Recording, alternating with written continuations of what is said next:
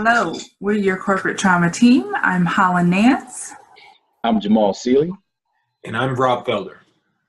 And today we have an awesome discussion scheduled for you. Today we are going to discuss how do you recognize when you are working in a toxic environment.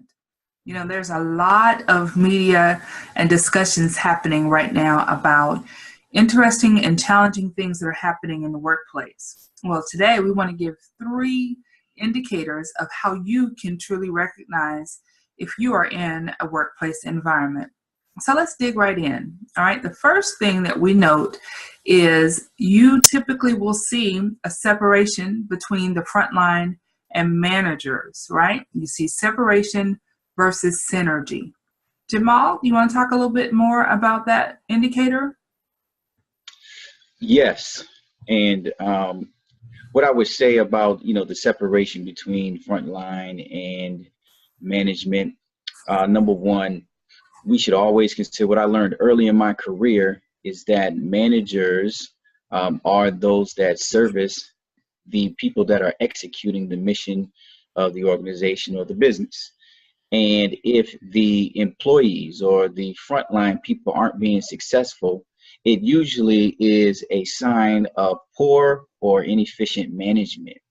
And vice versa, if the frontline employees aren't performing up to par, it is usually because there is a missing link between them and their management staff. And 9 times out of 10, it is because both entities see themselves as different in the workplace, and their results, their performance, what is expected of them is considered 2 different things when there should be one real goal, one real mission, and everybody's working together in their particular lane to move toward a common goal or a common success. But if there's distinct separation, and if there are thick boundary lines between roles and expectations, and you need to do this because I said so, or if you are a frontline person and you're feeling stifled or static because you are worried about the expectations of your management staff versus just being yourself and relaxing, being creative and doing your best job, it's usually because there is a separation between the ideologies of both roles. And this is a major reason that leads to toxic environments, that leads to angst, that leads to things that could be easily solved if we just re-evaluated our perspectives as to what each entity is supposed to do pertaining to management and frontline people. That's what I would say, Holland. Okay, Jamal. Excellent. You've given us a lot to think about there. Robert, that whole aspect, Jamal did a great job of discussing the separation, but talk about how important the aspect of synergy is in a workplace environment. Definitely. Thanks, Holland.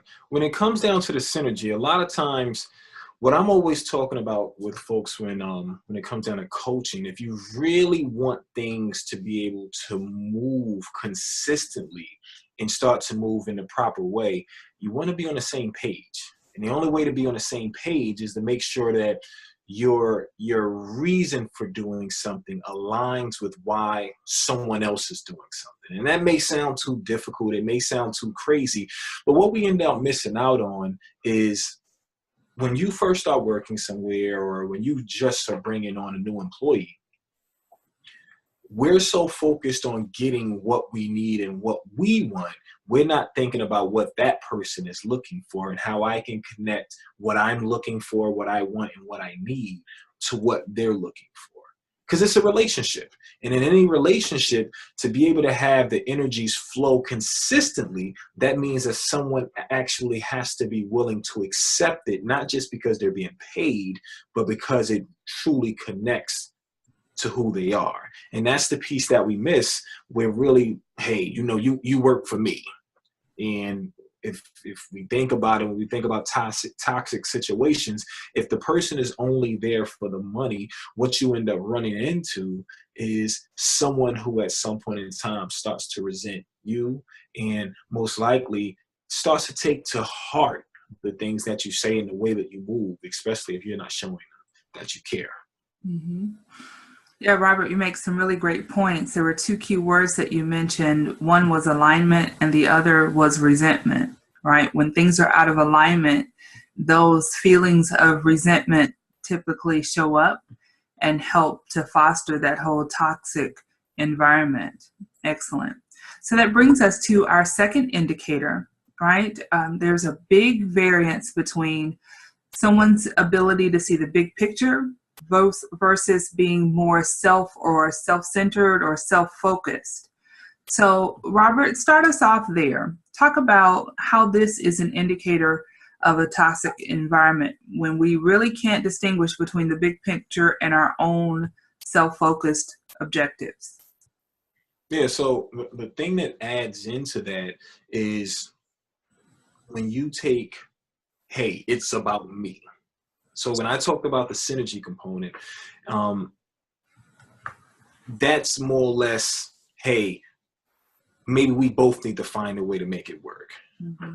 But sometimes we run into a situation where someone is only there for them.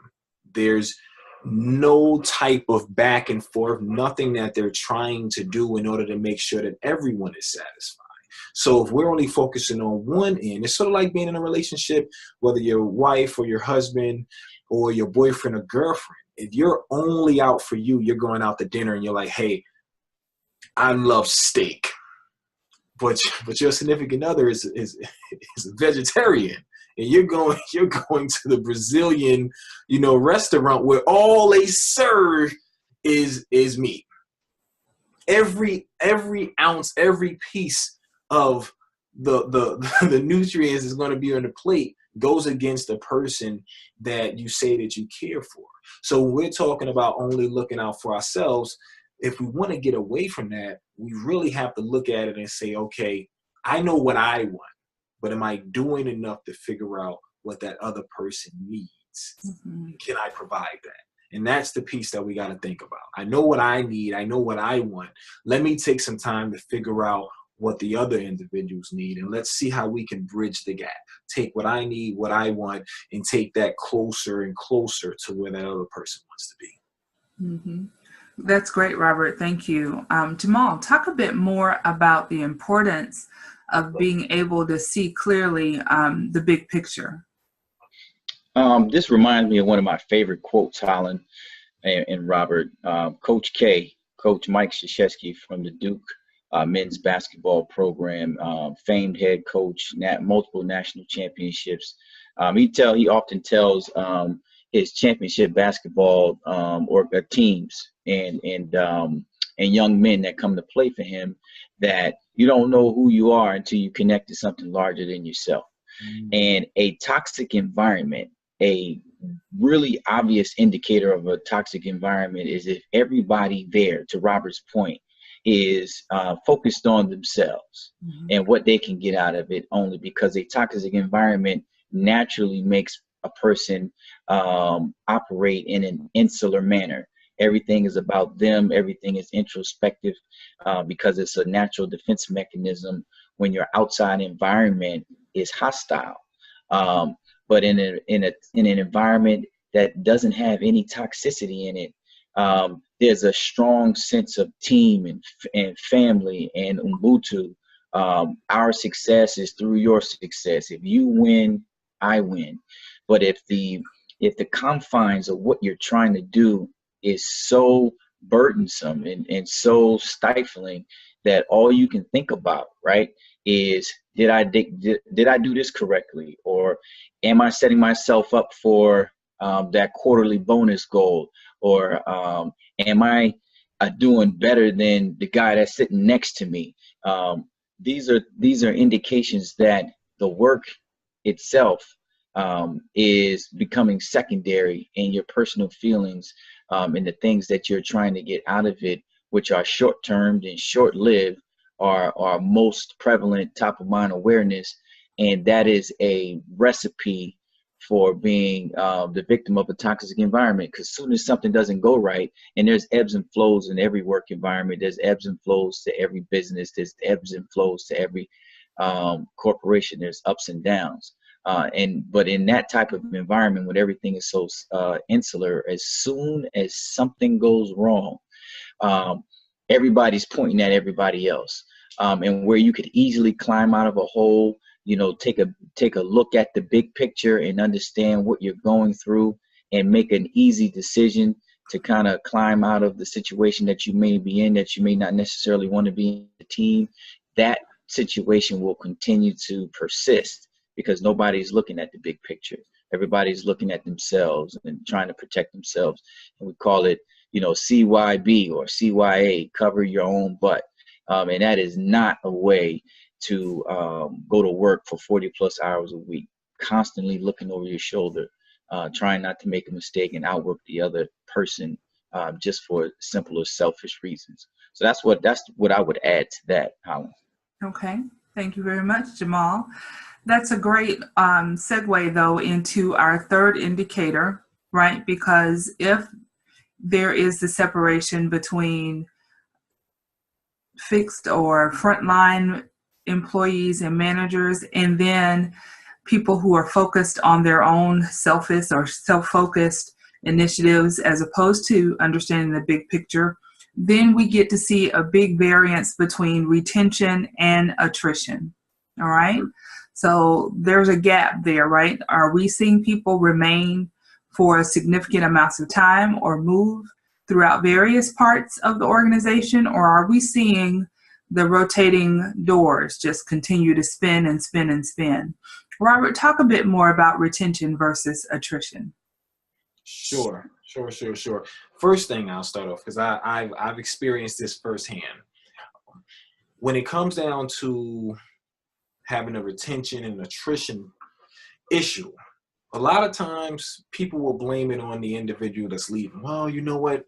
This person, they shouldn't have been here. Or, maybe that wasn't a great hire in the first place. And the thought that always comes to mind for me is, but did you do enough for that to help that person grow? Regardless if they stay, regardless if you thought that they were the best fit. I would challenge any company, any manager, supervisor, CEO, pour into the individuals who are on your team, right? When people are leaving, you're looking for reasons why they shouldn't be there in the first place. But the issues that they probably had, most of those are things that they should have been able to been coached on. So when we're talking about attrition and retention, what are we doing to retain these individuals? So if we have a toxic environment where folks are worried about, hey, can I be myself at work? Are the goals realistic?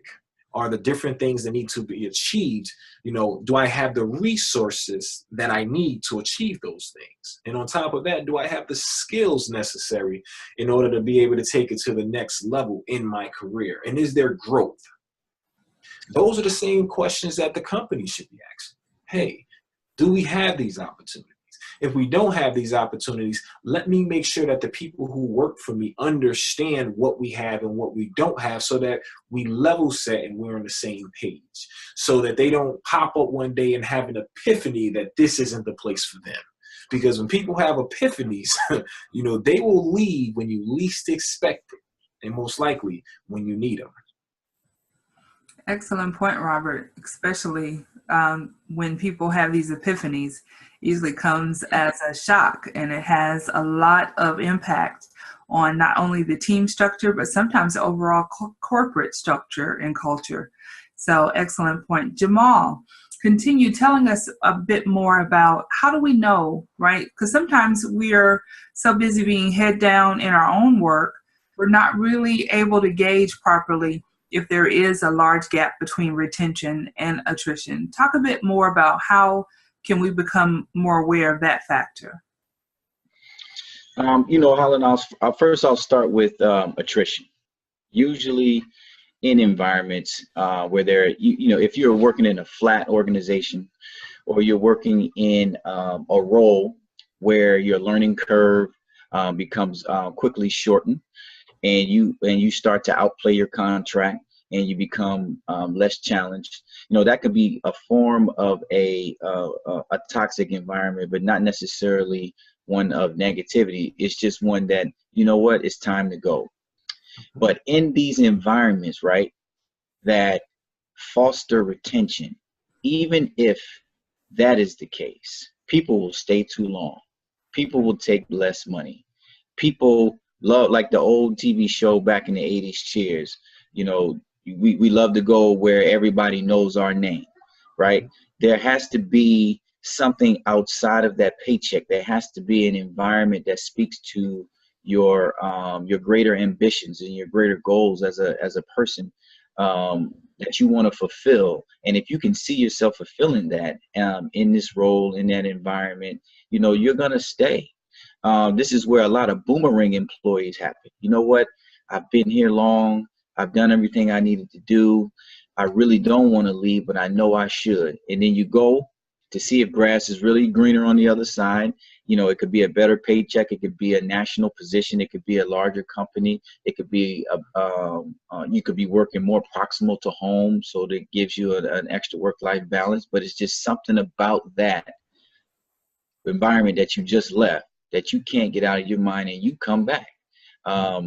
And that is an indicator of a non-toxic environment. But that toxic environment is going to produce turnover. You'll be able to tell when somebody just a timeline. You know what? This level of role or employment here, you're going to hit the wall after 3 years. Or we know that working in this department under this manager, usually people last 6 months, and they're looking to either move on, or they're looking to either leave the organization, because this person is a great driver of success, but lack people skills because they don't have any emotional intelligence. And one bad apple can spoil the bunch. One bad principle, one bad aspect of the job can really drive good people away. So my advice would be to take a look at the attrition and turnover trends, and try to compare them with, your expectations for your role within that organization. And then look around you in your department. Are there people that have been there, longer than 3 to 5 years? Because that's considered long-term. Or everybody, 1 to 2 years. That should tell you something. Either something significant happened, which was an anomaly, or you just rolled into a toxic situation that has a pattern that creates a lot of attrition. So, those are things that I would pay attention to with respect to retention and attrition. Very good. Thank you. So now that we've discussed the indicators, right, we want to provide some solutions. So if you happen to say, well, that kind of matches my workplace environment, and maybe it is toxic, and I just now have this heightened level of awareness. So now that there is awareness, how do we really thrive in that situation? Robert, you want to give maybe one indicator or one solution on how to thrive even in a toxic environment? Sure. So the first thing is probably going to sound very, very straightforward, for some maybe even a little corny, but one, you have to find that spark out of the situation that works for you. That one thing that reminds you of why you're there. Everything else can be going crazy, but every time you show up to work, and when I say that one thing, I'm not talking about the paycheck. I'm talking about you're going and you're there and you're like, hey, I'm here because there's this one thing. Maybe I work with a certain group of customers and I love to work with those customers. Or maybe there's something or someone that you're working with at work that you have a connection where that person understands you, you understand them, and you're able to grow. Long story short, find that beacon. Sort of like when folks are lost in the ocean or something, and they're trying to find their way home, and unless they hear or see some type of light that they can follow, they'll continue to be lost. So for those who are in those toxic places, you have to find something to latch on to that you feel as if can bring you out. And sometimes we don't know what that is, but if we look hard enough, we'll get the opportunity to see that there's something there that we can take with us, possibly to the next place. Absolutely. That's an excellent solution. Jamal, what about you? What would you give to our corporate trauma listeners as a solution for really thriving in a toxic workplace environment? Well, one of the solutions I want to bring up, Holland, is more of a proactive one, because you don't really know if your environment will be toxic until it's too late, until you're actually into it. So I would actually advise people that maybe have been in a toxic environment before. Yeah, you know what that feels like, right? So you know what the indicators are to yourself personally, if it's other than some of the things that we've already mentioned. But go into each new situation, especially new ones, already planning your succession plan. You have to be smart enough and savvy enough and polished enough as a professional that that there may be that there is a time frame on your success or on your expansion and growth within this role. Try to put a length or a time frame on that, right? Because then if you go into it, you're going to say to yourself, you know what, I'm going to leave this situation better than it was when I left. And these are the things that I'm going to work toward. And this is what I want to accomplish before I leave, right? And so if that environment is toxic, you have goals in mind, you have things that you're trying to accomplish, to Robert's point, that can pull you through as sort of a beacon or a light. But with those proactive goals in mind, you will be resilient to the toxicity of the environment, and your succession plan can be executed flawlessly. It may not be easy. It may be difficult to navigate at times.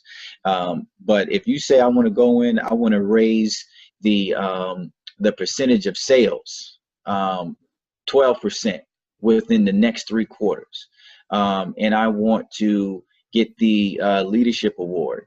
And I also want to promote 2 people on my team, as well as get myself from a manager position to a senior manager position. Whatever it is, you wanna start creating that plan and put those goals together and wrap those up into how you can get to the next level. That's going to pull you through any toxic environment.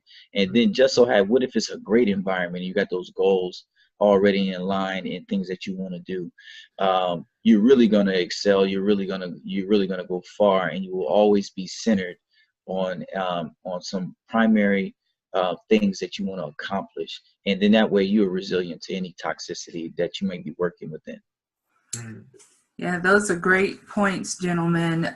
Certainly to always find your beacon of hope and inspiration, and begin, like Jamal says, with the end in mind. Already have some clear goals set for your own personal and career development. And either way, whether the environment is toxic or not, you still benefit from some intrinsic values from that experience. And each time, even in toxic environments, these are learning opportunities that we can grow and continue to build and gain further insight, so that no matter which environment we find ourselves in, we know how to fully push forward to make the absolute best of them. Well, thank you, gentlemen. We are preparing to wrap up tonight's session, but this has been a great discussion. And if you have any quick closing points, I'd love to hear them now. Jamal, I'll start with you. Sure. In every situation, as a professional, there's always going to be an opportunity to lead. You may not even consider yourself a leader. You may not have a fully developed leadership philosophy. You may not really be exposed to what would be most successful to you in a leadership position. You may not be in a leadership position at all, but there will always be opportunities to lead. And those leadership opportunities will develop you from the inside out, right? And then that is a great shield to protect you from the residual effects of corporate trauma that may persist out of a toxic environment. So regardless, good, bad, or indifferent, always look for opportunities to lead. Always look for things to fulfill your inner ambitions, to stand out and not stick out, and be a team player. And toxicity won't find you, and you'll be the one that, even in the worst situations, you know what, that Holland Nance, she always seems to find a way. That Robert Felder always seems to find a way to be successful, even in low points of the business cycle or the corporate cycle. So find those opportunities to lead, and you'll be all right. Excellent. Thank you, Jamal. Robert, your closing thoughts? First, get to know the people. Get to know the people who are around you.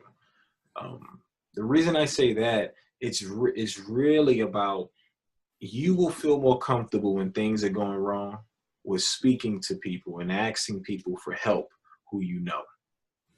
You know, when you feel like someone really cares for you, you know, and it's not just a job, then you'll trust that they have your best interests at heart. You know, and that's one thing that sometimes we get away from. And sometimes if it's the company, they look at it and they're like, hey, I got to do what's best for the company. And the piece for me that really comes up is, if the people who are working directly with your customers are taken care of, then your customers will be taken care of. So make sure you take care of the people who take care of you, your employees. Yep. Absolutely. Well, this has been a great discussion tonight. We've learned how to really master and thrive even in toxic workplace environments. So again, we are your corporate trauma team. I am Holland Nance. I am Jamal Seeley. And I'm Rob Felder. And we want to hear from you. So please do use the comment section below, share your thoughts with us, and maybe provide some of your examples of how you've been able to thrive in toxic workplace environments. Thank you. We'll see you next time. Take care.